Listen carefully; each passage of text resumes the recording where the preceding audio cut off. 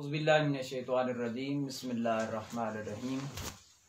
क़ालल्लाहु तआला फ़िल क़ुरआनिल मजीद वल फ़ुरक़ानिल हमीद अफ़ला यंज़ुरूना इलल इबिली कैफ़ ख़ुलिक़त व इलस समाई कैफ़ रुफ़िअत व इलल जिबाली कैफ़ नुसिबत। सदक़ल्लाहुल अज़ीम व बल्लगना रसूलुहुन नबियुल करीमुल अमीन।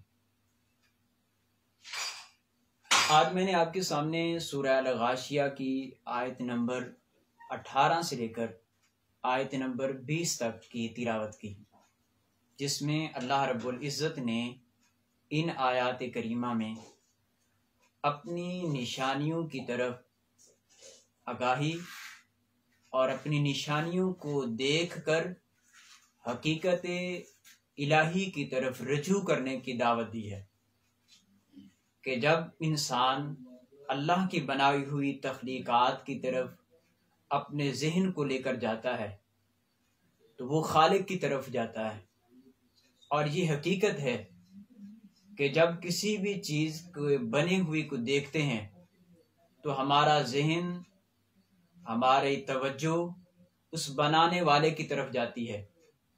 मिसाल के तौर पर अगर हम इस घड़ी को देखते हैं, हमारे जहन में एक सवाल पैदा होता है कि इस घड़ी को बनाने वाली भी तो कोई है हस्ती।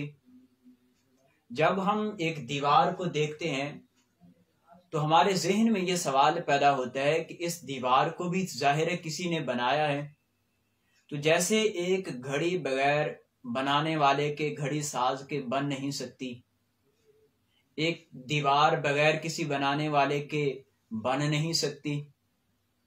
तो ये इतनी बड़ी कायनात कैसे किसी के बनाए बगैर खुद ब खुद वजूद में आ गई हो।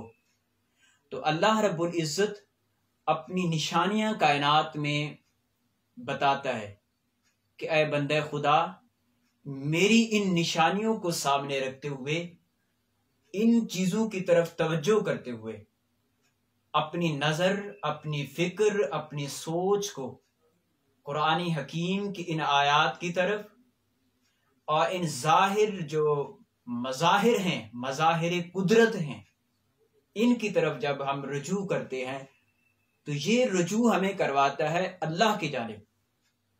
और हकीकत यही है कि जब हम इन चीज़ों को गौर से देखते हैं और हकीकत इलाहिया तक पहुंचने की कोशिश करते हैं तो हमें अल्लाह रब्बुल इज़्ज़त की मार्फत नसीब मार्फत नसीब हो जाती है।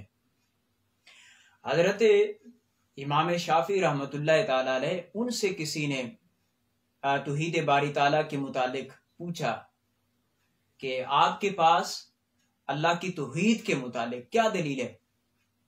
कहा कि इस दरख्त को, शहतूत का जो दरख्त है, इसको देख लो। कहा कैसे।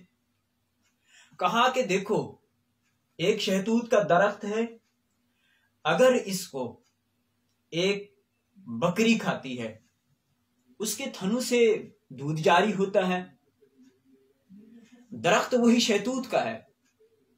अगर इसको हिरन खाती है, उसकी नाभ से कस्तूरी निकलती है, दरख्त वही है।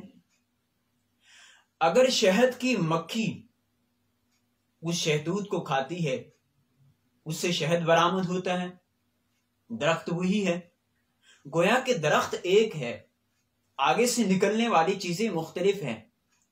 सवाल जहन में पैदा होता है, एक फितरत सलीम शख्स जहन में यह सवाल लेकर आता है कि कैसे दरख्त एक है और आगे बरामद होने वाली चीजें मुख्तलिफ हैं। कैसे ये हो सकता है कि एक दरख्त से मुख्तलिफ चीजें बरामद हों।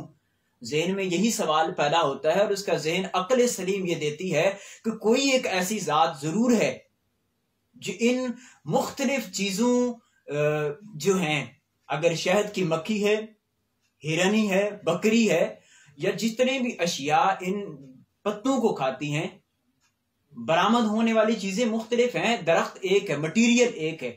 तो एक मटीरियल से मुख्तलिफ चीजें निकालने वाली जात कोई इंसानी हस्ती नहीं हो सकती, बल्कि एक अल्लाह रब्बुल इज़्ज़त की जात हो सकती है। तो जब हम मज़ाहिर कुदरत को देखते हैं, मज़ाहिर इंसानी को देखते हैं, निज़ाम कायनात को देखते हैं तो हमारे सामने वजूद बारी ताला पर बहुत बड़ी दलील मिलती है।